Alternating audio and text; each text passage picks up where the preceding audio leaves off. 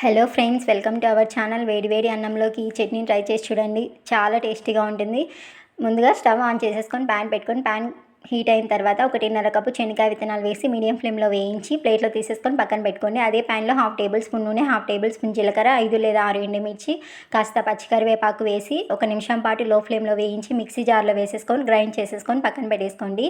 అదే ప్యాన్లో 1 table spoon oil వేసేసి 3 పెద్ద టమోటాలను సన్నగా కట్ చేసుకొని మూత పెట్టి మగ్గించుకోండి. అలాగే ఒక గిన్నెలో చింతపండుని కూడా నానబెట్టేసుకొని ముందుగా వేయించిన శనగకాయ విత్తనాలను పొట్టు తీసేసి మిక్సీ జార్లో వేసేసి రుచికి సరిపడా ఉప్పు వేసి గ్రైండ్ చేసేసుకోండి.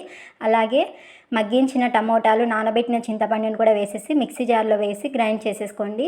ఒక బౌల్లో తీసేసుకొని మీకు చట్నీ కన్సిస్టెన్సీకి తగ్గట్టు కాస్త నీళ్ళని వేసేసుకొని ఒక పెద్ద ఎర్రగడ్డను చిన్న ముక్కలుగా కట్ చేసుకొని మొత్తం కలిపేసేయండి. అంతే, చాలా టేస్టీగా ఉంటుంది. రైస్లోకైనా, చపాతీలోకైనా, దోశలోకైనా, రాగి సంగటిలోకైనా. వీడియో నచ్చితే లైక్ చేయండి, షేర్ చేయండి, అలాగే సబ్స్క్రైబ్ చేసుకోండి. Thanks for watching.